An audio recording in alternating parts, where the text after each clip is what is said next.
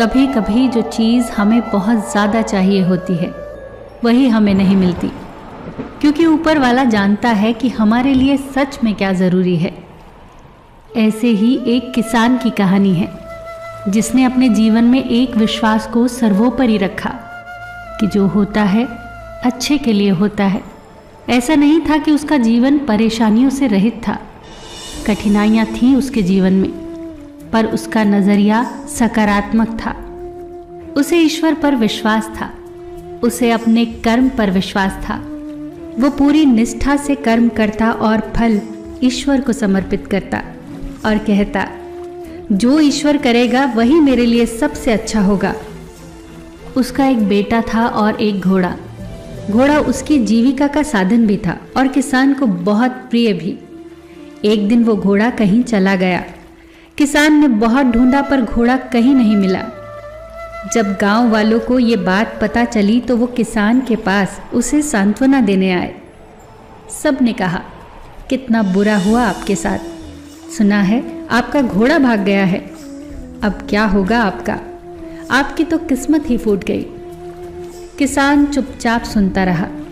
उसने बस इतना ही कहा, जो होता है अच्छे के लिए होता है।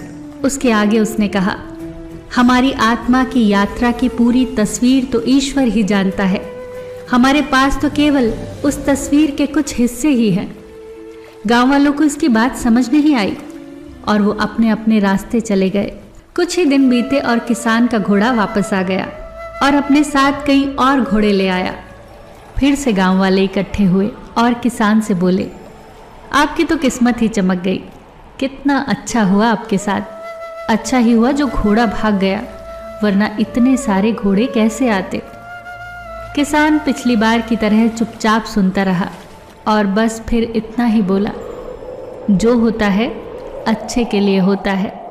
हमारी आत्मा की यात्रा की पूरी तस्वीर तो ईश्वर ही जानता है। हमारे पास तो केवल उसके कुछ ही हिस्से हैं। गांव वालों को हमेशा लगता कि कितनी उलझी बातें करता है ये किसान, और किसान की बातें सुनकर वो सब फिर से अपनी अपनी राह चले गए। किसान का बेटा अब उन सभी घोड़ों को प्रशिक्षित करने लगा। घोड़ों को सिखाते हुए एक दिन वो अचानक एक घोड़े से गिरकर घायल हो गया और उसके पैर की हड्डी टूट गई। अब फिर से गांव वाले इकट्ठा होते हैं और फिर से कहते हैं वही तथाकथित सांत्वना के शब्द, जैसे अक्सर हमारे आसपास के लोग कहते हैं, कितना बुरा हुआ तुम्हारे साथ। ना वो घोड़े मिलते, ना ही तुम्हारे बच्चे की टांग टूटती।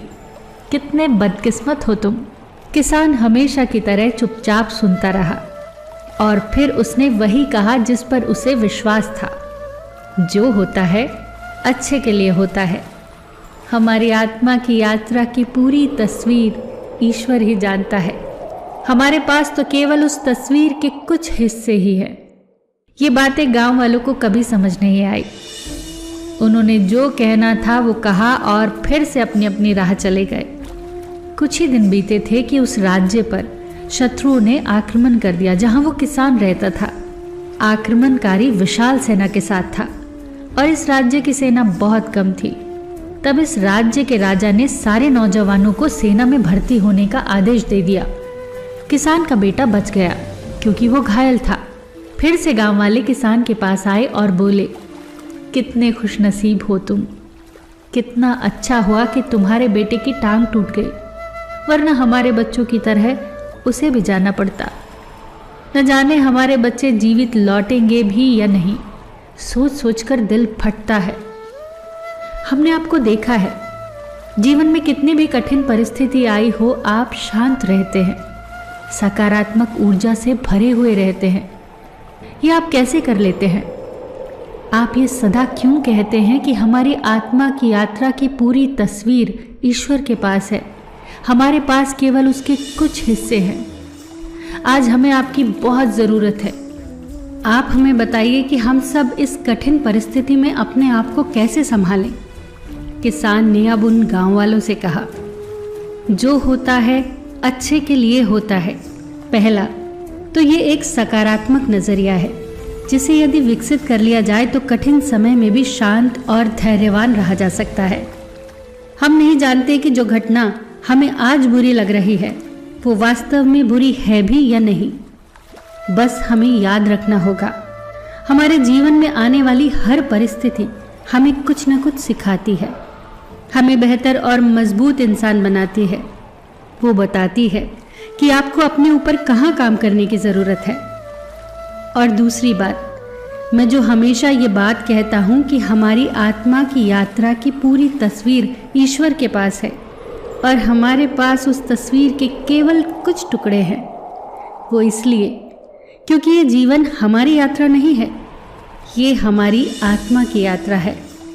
आज जो हमें शरीर मिला है वो उसी आत्मा की एक भूमिका है।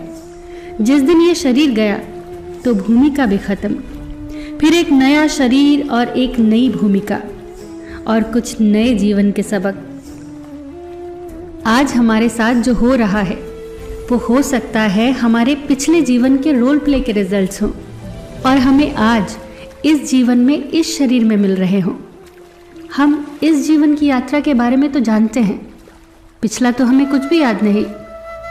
हमारी बिग पिक्चर तो ईश्वर जानता है, हम तो महज उस तस्वीर के कुछ टुकड़े साथ लेकर आए हैं।